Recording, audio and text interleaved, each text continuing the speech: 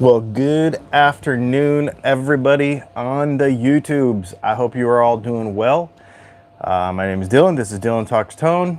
We talk all about guitar tone, guitar tech, all kinds of stuff about making guitars and playing guitars and working on guitars. And every Thursday, we do this live FAQ show. That's what this is. We do, pre-recorded, pre-produced stuff a couple of times a week as well. But this allows us to be able to hang out with everybody and say hi and, enjoy hanging out with the community. So one of the things we do is questions. It's not an FAQ, I guess. That was corrected by a viewer. Thank you very much. It's a Q&A, and we're going to take questions from our Patreon patrons first, and then we will take questions from a couple from the timeline that have come in over the last couple days. And then we're going to talk about some stuff that you saw in the title of the video. We're going to talk about Fender, and we're going to talk also about giving away another guitar, because we just surpassed 35,000 subscribers, which means we're going to hit 40. And when we hit 40, I want to do something cool, but I want to get your input on that. So I figured we will go through the Q&A section, and I will then maybe we'll wind a pickup while we're doing it too. And then I got a couple of cool things in the mail this week. We unboxed some stuff last week and everybody liked that, so we're going to unbox a couple things this week as well. So let's go ahead and start jamming through these questions, because we've got a few of them. One of these a set of these questions actually came from Martin over on Patreon. He asks, on a regular Strat pickup, for example, there's more wire around the first and last pull pieces than the others, but I still can't hear a difference in volume between the E strings and the others. Why is that? So if we take a look at any single coil pickup, in fact, I have a bobbin here. What he's saying, I'm guessing, is that since there's wire wrapping all the way around the end of it right here, that you would have actually a louder point in the pickup than the other pull pieces. Okay, I think we crashed. I apologize for that. Let's just make sure that we're back going again.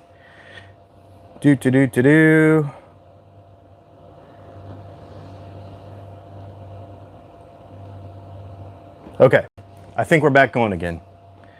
I apologize.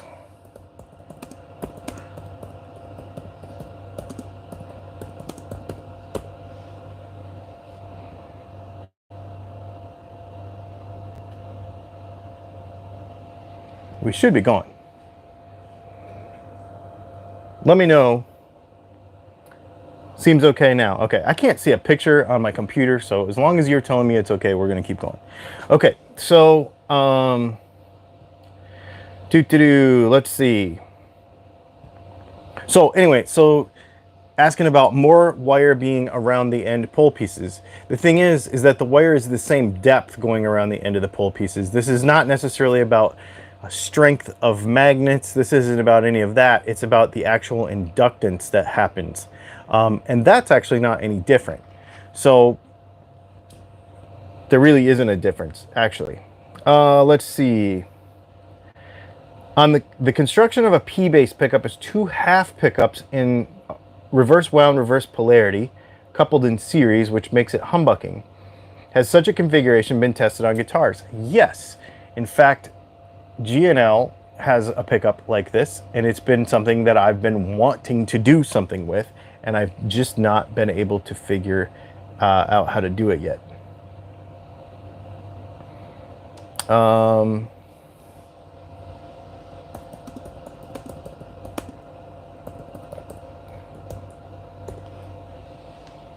So I'm just checking in the feed to make sure that we're still good.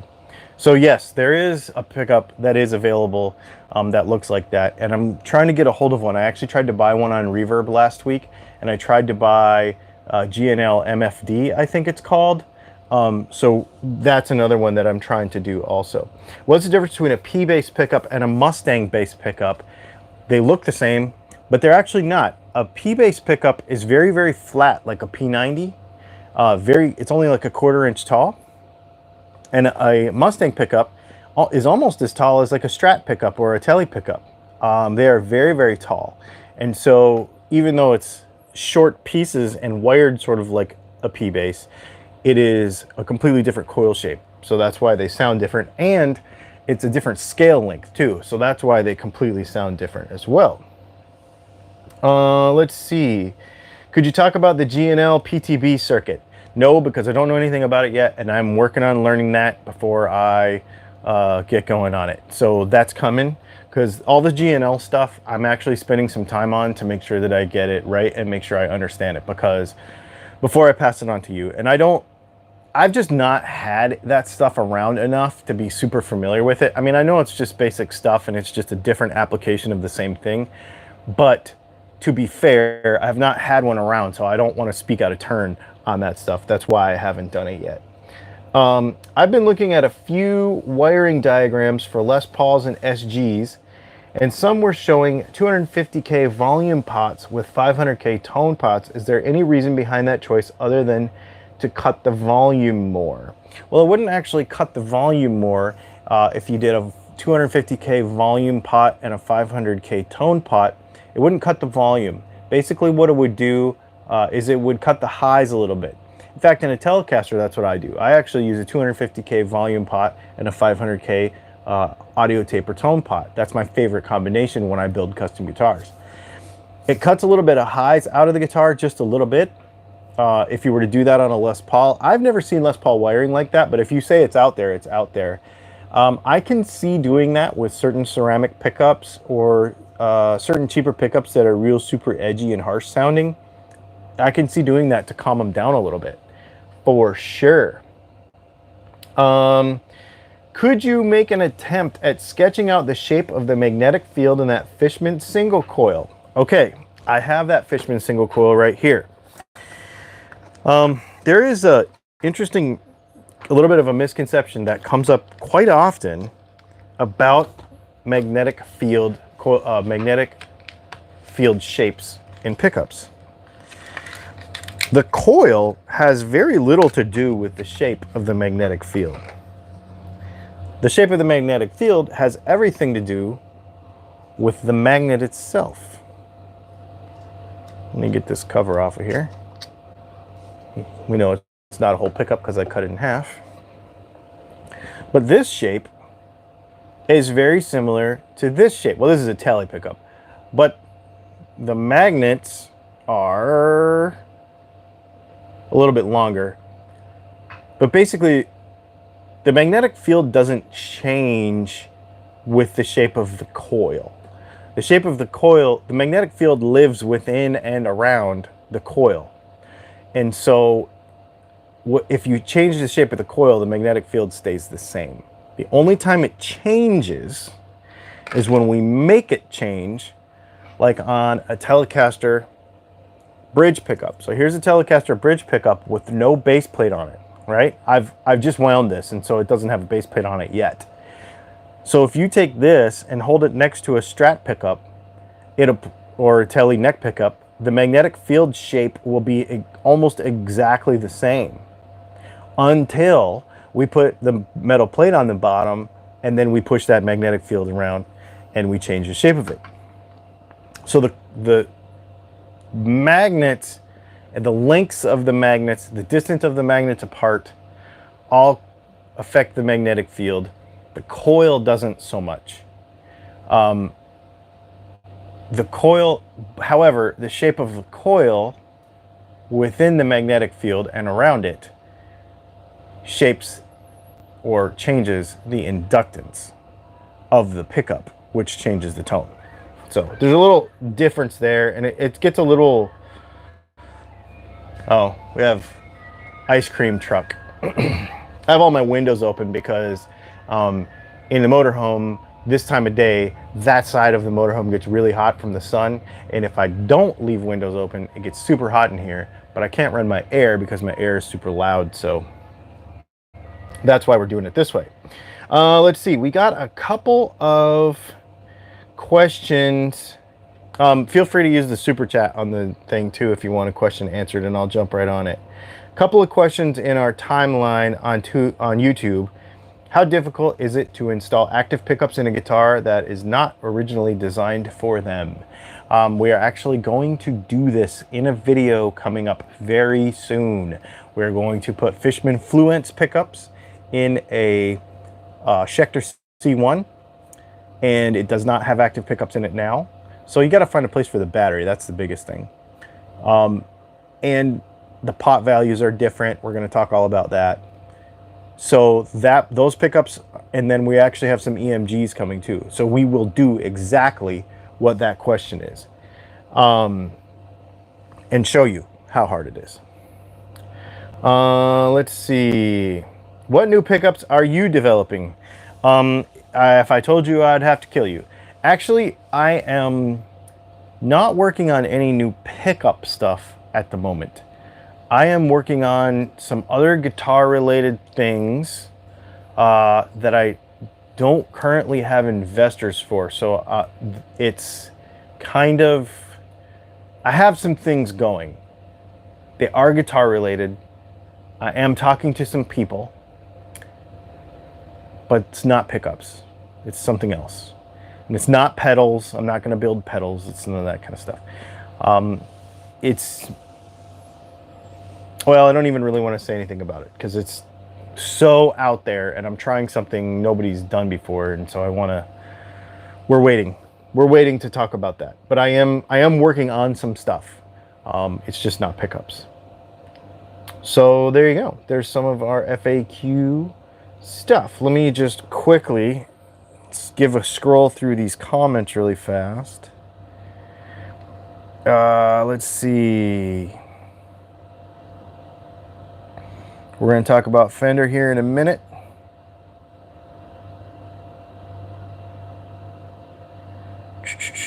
Let's just double check some of these comments.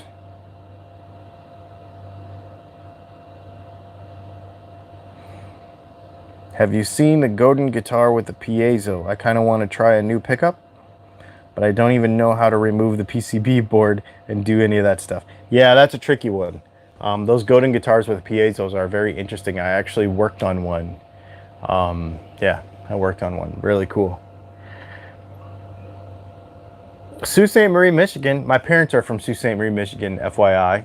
I'm originally from Marquette, Michigan, just so you know. That is why I don't live there. It's too dang cold. I don't care about it.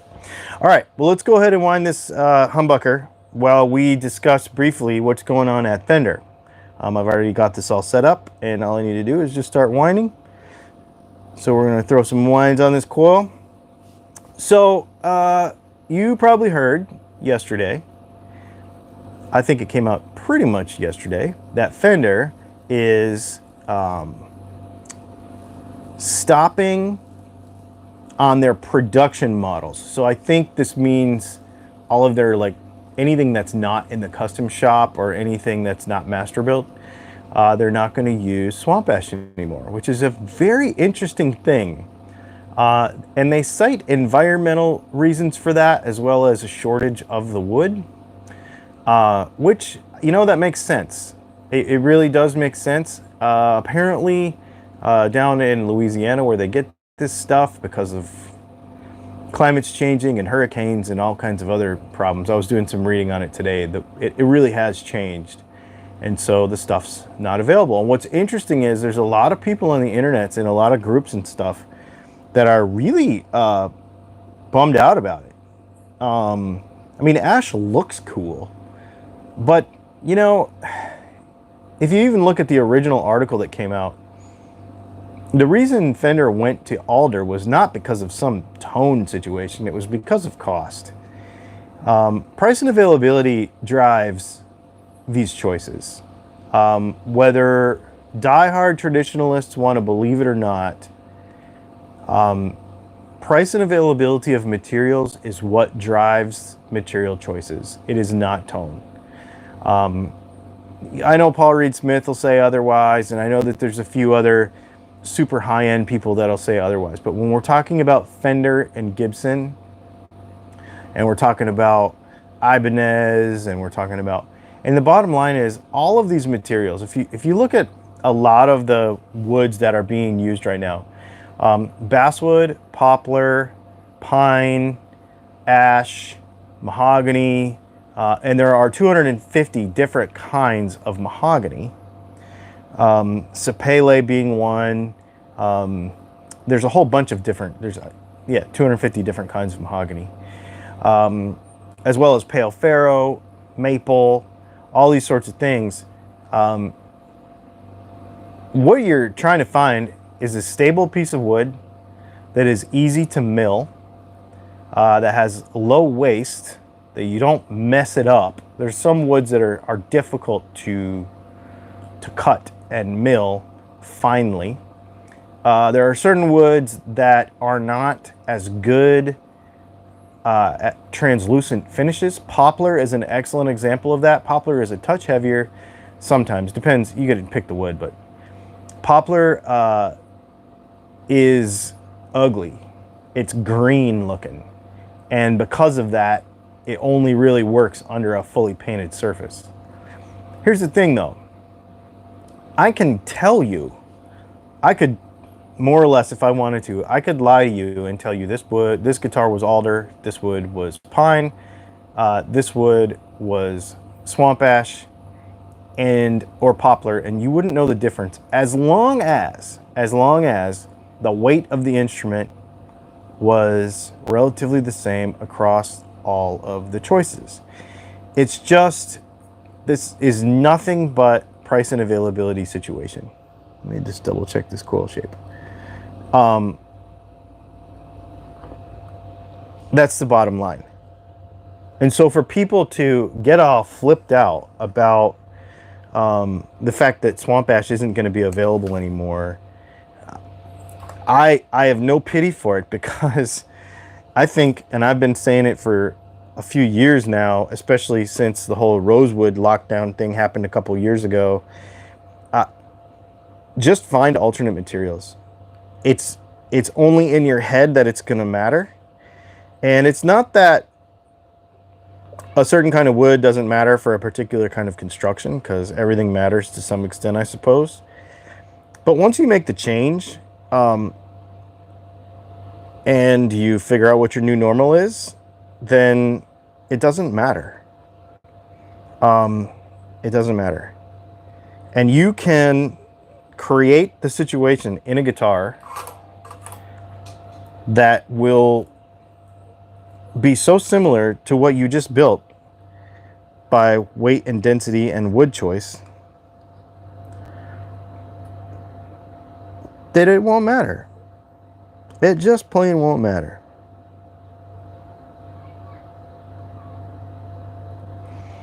That's all there is to it. And I'm not saying nothing matters, but I am saying people get worked up about the wrong thing. And this swamp ash deal, now it looks amazing, and that's going to be something that people are going to have to figure out, because that whole open grain situation is super pretty looking on a swamp ash body. And I'm not going to lie, it's my favorite material to build with. But if it becomes limited, or if it becomes expensive, then I'll just figure something else out. I'll just build it out of something else. That's all there is to it. Don't get stuck on a particular material.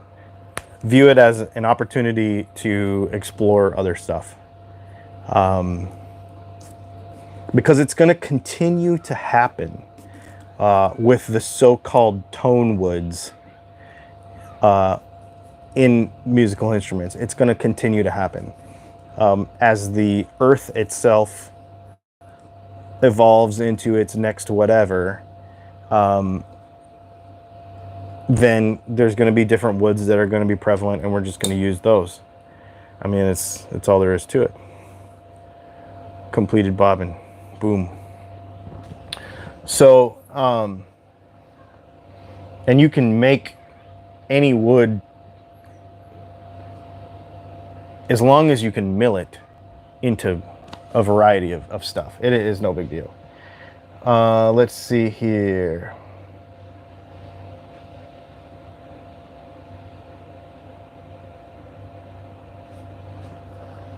Let's see. Let's keep on rolling down here. What is your opinion on boutique PAF clones like Wiz or Throwback? I think Throwback is super overpriced. Y'all, we all do the same friggin' thing. This is wire wrapped around a bobbin with a magnet. If it sounds good, it sounds good. The DAF that we make friggin' sounds amazing. And it is a third of the price or half the price of that Throwback stuff. It makes 0 sense. Makes 0 sense that it should cost that much. Yes, the ash borer, that is true. So a lot of wood problems are as a result of bugs. When I lived in Arizona, we had that problem with the bark beetles. They would, because of the drought, the bark beetles would go in behind the bark and kill the tree, and then the bark would fall off. Is pine stable? Pine is awesome. I just built a guitar out of pine and sold it last week. It's great. Pine is amazing.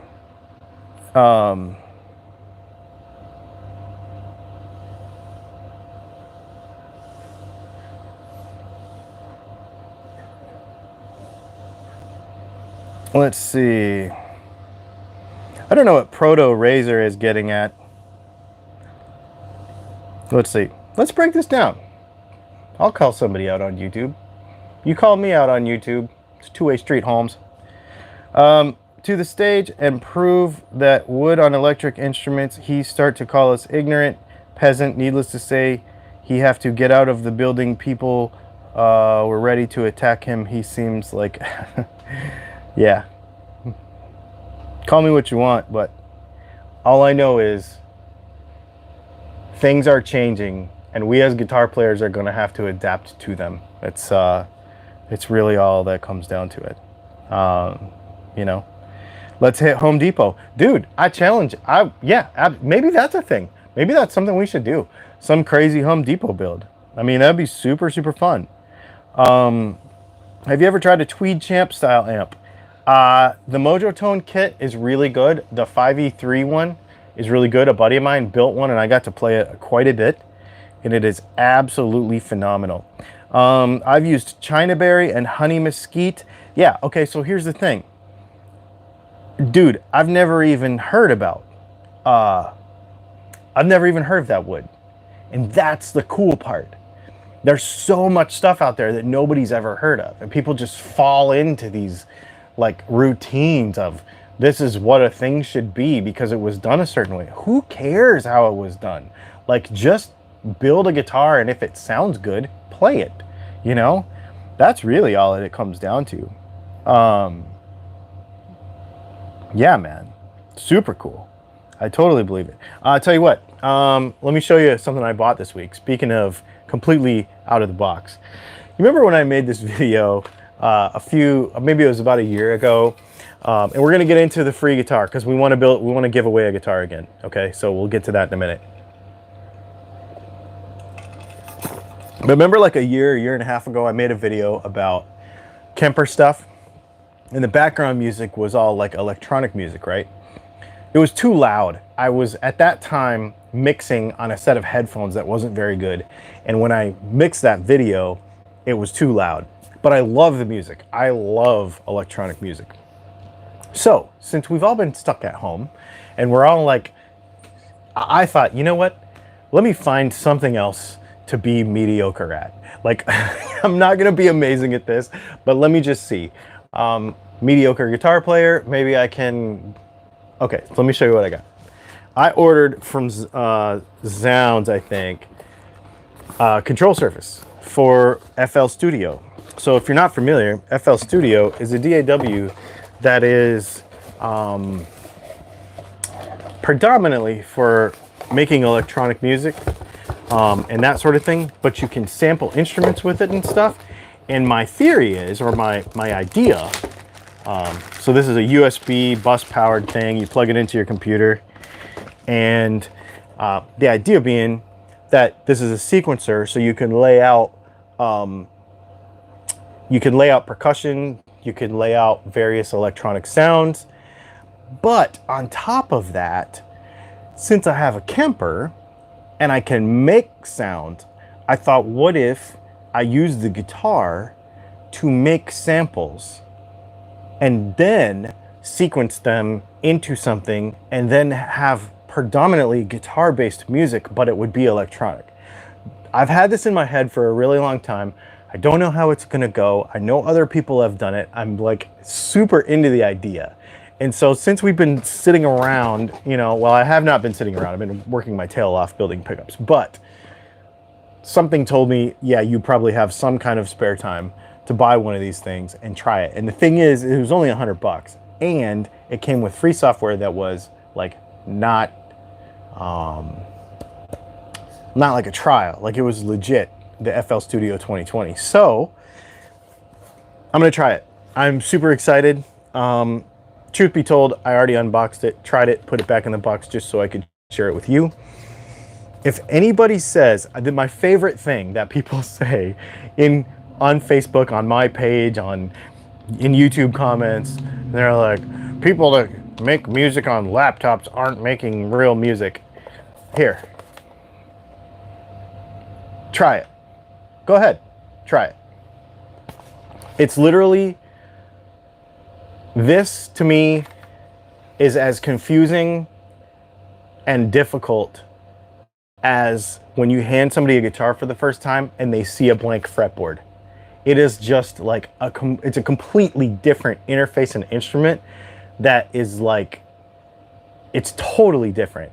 And the level of creativity, because you have all these tools in front of you, but to be able to put them into something, it's a whole different skill, and I'm super excited about it. So that was one thing I just want to share with everybody, because that's one of my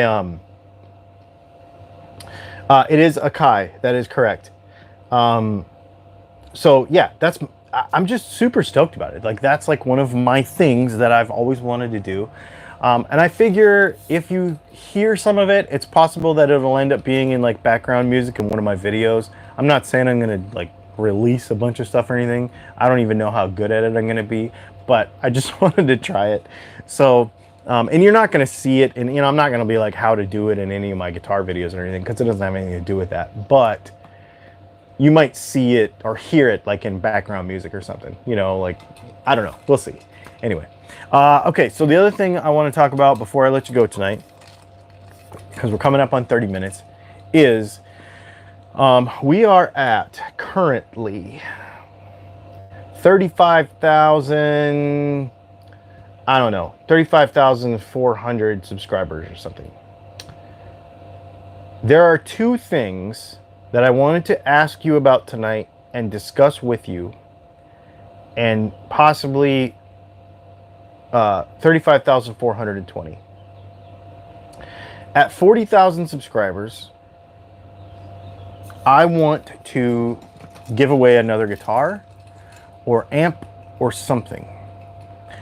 Because of the COVID-19 situation, my views on YouTube are like in less than half. So that means that I don't have quite the budget that I was thinking I was gonna have. I really wanted to do like a 335 style guitar and put a Bigsby on it and do all this stuff. That may have to wait for 50,000. I don't think I'm gonna be able to have the budget for that, just because of the way the world is right now. It's really put a dent in views, and that's what I'm using to buy the stuff to give away. So this is not coming from Patreon. Most of these little giveaways, like pickups and all this kind of stuff, these are all stuff that we test on the channel and then we give away. A lot of that's coming from Patreon.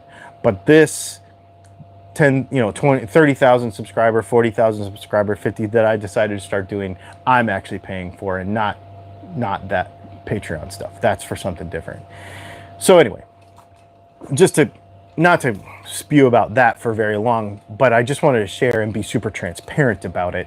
I said I was going to give away an more expensive guitar, and now I can't afford it because of all this crap going on. So what I want to do though is I'll put in the comments right now let's stay under 300 bucks. Okay, let's stay under 300 bucks, and let's say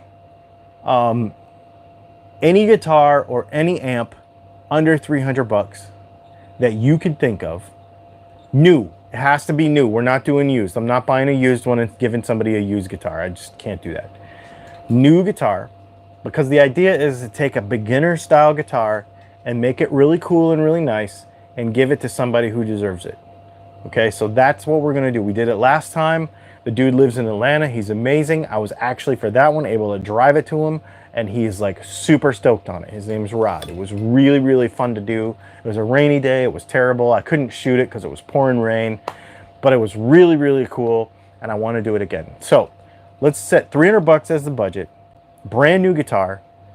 Anything on any of the websites, you know, Sweetwater, Zounds. I like to use Zounds because they sponsor some of our videos sometimes, so I like to use them in return. So go to zounds.com and check it out. You can check out Sweetwater, you can check out Musician's Friend, it doesn't matter. And start and put in the comments of this video what you think we should buy, fix up, and give away. I'm gonna also put a question up on the timeline on our YouTube timeline and leave it up for like a week. And probably in Monday's video, when Monday's video comes out, which is amazing, by the way. Speaking of new technology, something you've never heard before, you've never seen. I spoke to the owners of this company, had a meeting with them, shot some stuff. It's really, really going to be cool. I think that's what we're putting out on Monday, or maybe Tuesday. I'm not sure. Anyway, for the next couple videos, we'll do that. And so if you can help me decide what we should do. Hang on one second. I'm gonna pick up my computer now because let's see.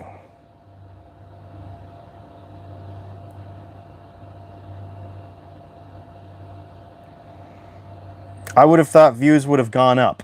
I agree. And I was talking to my wife about it, you know, because we have a social media marketing company, and we were talking about it. And I think what's happened is, most of you, be honest, where do you watch YouTube?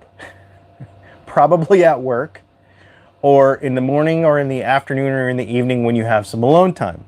Well, since all the kids are out of school, since everybody's busy with teaching their kids, and they didn't have to teach their kids a couple weeks ago, with you know, having the whole family around the house, with not being at work, everybody's routines are so upended by all of this that something like YouTube is suffering. And I also think that if they're spending any time watching anything, it's probably about more important things than guitar stuff on YouTube. I do not resent it at all. I'm sure that's what it is. So, you know, it is what it is. However, I've noticed in the last week or so that views have gone way up and sales are starting to come back on Dylan Talks Tone, because I think we're all bored. And so we're just trying to find a project. You know, that's why I'm doing this thing. That's why people are ordering pickups, because they're wanting a project. You know what I mean? So I think it's coming back. I think it's coming back. I just think it's, you know, an Affinity Telly. We will not buy anything from Guitar Fetish. I do not use or endorse Guitar Fetish at all. I thought about a Harley Benton thing. I think I'd like to stay actually with some major brands, because I want it to be a stepping stone for somebody that they're familiar with. Because I will tell you, it's interesting, these Harley Benton, what is it, SV, some of these cheap brands like that are kind of nichey, and I feel like guitar hobbyists use them and buy them because they know they can get them cheap and upgrade them and stuff. But a kid that's 14 years old playing for the first time doesn't go for a Harley Benton. He goes into the Guitar Center and he goes for an Ibanez or a Fender or a Squier or something that he's familiar with, and then he can build his future on. And that's what I want to do. That's really the important, you know, kind of the important thing here. YouTubers are pumping out more content. That is really true, actually. Let's see. An Epiphone Blues Hawk. Stratosphere is another way to go. Stratosphere can be a little expensive for this budget. I did look at that, but that is a great idea. That is a great idea.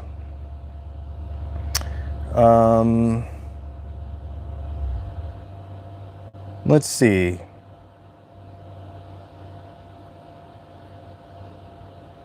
Yeah, let me know. Let me know what you think. Let